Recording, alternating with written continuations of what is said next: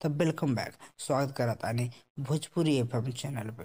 तो भाई यहाँ पे हर रोज मिलती है मोटिवेशन की डोज। तो चला आज का मोटिवेशन ले लिया जाओ।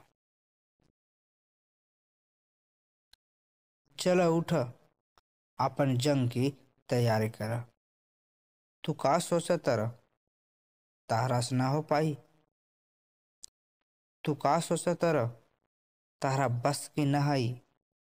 तू का सोचा तारा दोस्त, ये बहुत मुश्किल काम है। भाई तू अब अपन मुश्किल से लड़ा। चला उठा, अपन जंग की तैयारी करा।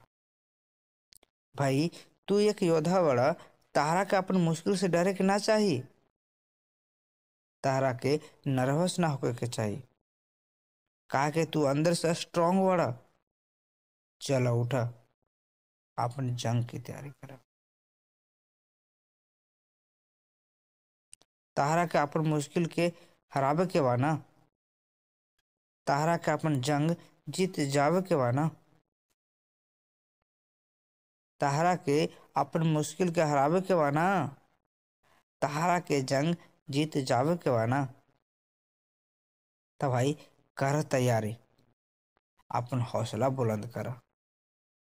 चलो उठा, जंग की तैयारी करा। मुश्किल ऐसे ना हारी दोस्त, मुश्किल ऐसे ना हारी दोस्त। जब तक तू एकरा से लड़वा ना, मंजिल ऐसे ना मिली दोस्त।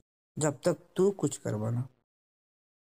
तो भाई बैठ के का सोचा तरह, बढ़ावा अपन कदम, अपन आप के जीते के बेकरारी करा। चला उठा, अपन जंग की तैयारी करा। अपन जंग की तैयारी करा। अपन जंग की तैयारी बुझला। तो कैसा लगल है वीडियो, कमेंट करी। और ऐसी मोटिवेशन वाली वीडियो देखे खातिर भोजपुरी हम चैनल के सब्सक्राइब करी। तो मिला था नहीं अपन नेक्स्ट वीडियो में। आप लोग अपना ख्याल रखिए। धन्यवाद।